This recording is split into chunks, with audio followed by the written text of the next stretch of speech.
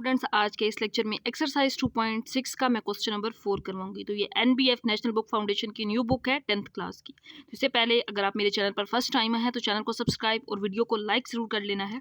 तो स्टार्ट करते हैं इस क्वेश्चन को। बड़ा आसान सा सिंपल सा क्वेश्चन है।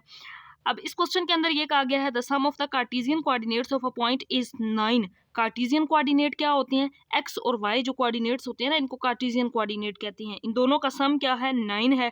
And the sum of their square, और इनके स्क्वायर का जो सम है वो 45 है। Then the coordinates of the point. तो हमने एक्स और वाई जो कोऑर्डिनेट्स हैं वो उनकी वैल्यू फाइंड करनी है। तो सबसे पहले हम यहाँ पे लेट कर लेते हैं कि लेट एक्स और वाई ये कार्टेशियन कोऑर्डिनेट्स हैं, बी द कोऑर्डिनेट्स। लेट कर लेंगे कि एक्स वाई जो हैं be the coordinates of point,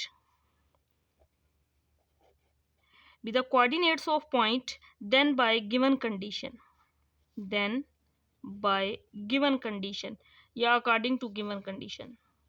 अब हम क्वेश्चन की कंडीशन को देखते हैं कि क्वेश्चन में क्या कहा गया। तो सबसे पहले लेट कर लिया कि एक्स वाई जो हैं वो कोऑर्डिनेट्स हैं पॉइंट के या कार्टेशियन कोऑर्डिनेट्स हैं।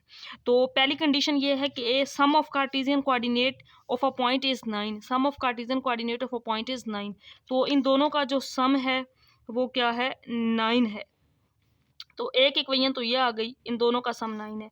दूसरी कंडीशन ये है and the sum of their squares is 45। इन दोनों के स्क्वायर्स का जो सम है वो 45 है। तो अब पहले का स्क्वायर ले लेंगे एक्स का, वाई का स्क्वायर दूसरी वैल्यू का। ये किसके इक्वल है? ये 45 के इक्वल है। दोनों के स्क्वायर्स का सम 45 के इक्वल है। तो इस तरह के क्वेश्चंस हम पहले भी कर चुके हैं 2.5 में। लीनियर से वैल्यू निकालते हैं और quadratic x square y square वाली वैल्यू में पुट करते हैं। तो यहाँ से आपकी अपनी मर्जी है, एक्स या वाई किसी की वैल्यू निकाल लें और 2 में पुट करके हम एक्स और वाई की वैल्यू फाइंड कर लेंगे। तो मैं यहाँ से y की वैल्यू निकाल रही हूँ। y किसके इक्वल आ जाएगा? 9 माइनस एक्स के। इसको नाम दे देंगे इक्वेशन नंबर 3 का। पुट 3 इन 2। तो ये जो वैल्यू हमने निकाली है इक्वेशन नंबर 3 वाली, इसको पुट कर देंगे इक्वेशन नंबर 2 के अंदर। तो देन इक्वेशन नंबर 2 बिकम्स, अब इक्वेशन नंबर 2 में पुट करेंगे एक्स स्क्वायर, इसी तरह y का स्क्वायर। तो y की वैल्यू है 9 माइनस एक्स, इसका स्क्वायर आ जाएगा और यहाँ पे 45 आ जाएगा। स्क्वायर ओपन कर लेंगे, x square 9 square 81, a minus b का whole square, a square plus b square minus 2ab। तो फार्मूला इसको ओपन करेंगे, 9 का स्क्वायर 81 हो जाएगा, एक्स स्क्वायर माइनस 2a और b, और 9 2s आर 18, एक्स 45 को इस साइड पे ले आएंगे, माइनस 45 हो जाएगा इक्वल में 0।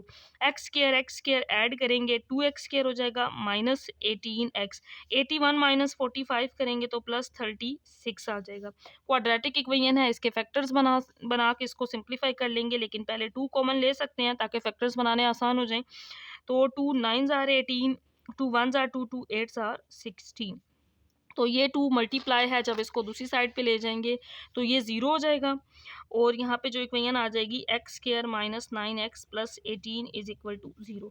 तो इस क्वाड्रेटिक इक्वेशन के फैक्टर्स बनाने हैं, दो ऐसे फैक्टर्स के मल्टीप्लाई करने से प्लस 18 आए और 9 माइनस 9 आए।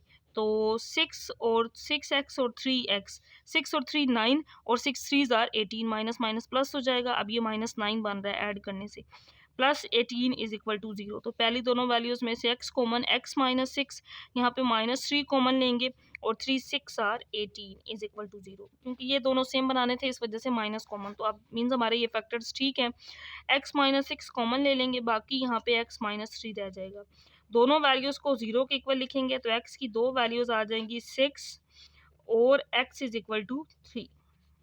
x की ये दो वैल्यूज आ गई 3 और 6। तो अब इन दोनों वैल्यूज को y फाइंड करने के लिए पुट कर देंगे इस इक्वेशन नंबर 3 के अंदर। तो ये इक्वेशन नंबर 3, यहाँ पे x की वैल्यू एक दफ़ा 6 पुट करेंगे और फिर 3 पुट करेंगे।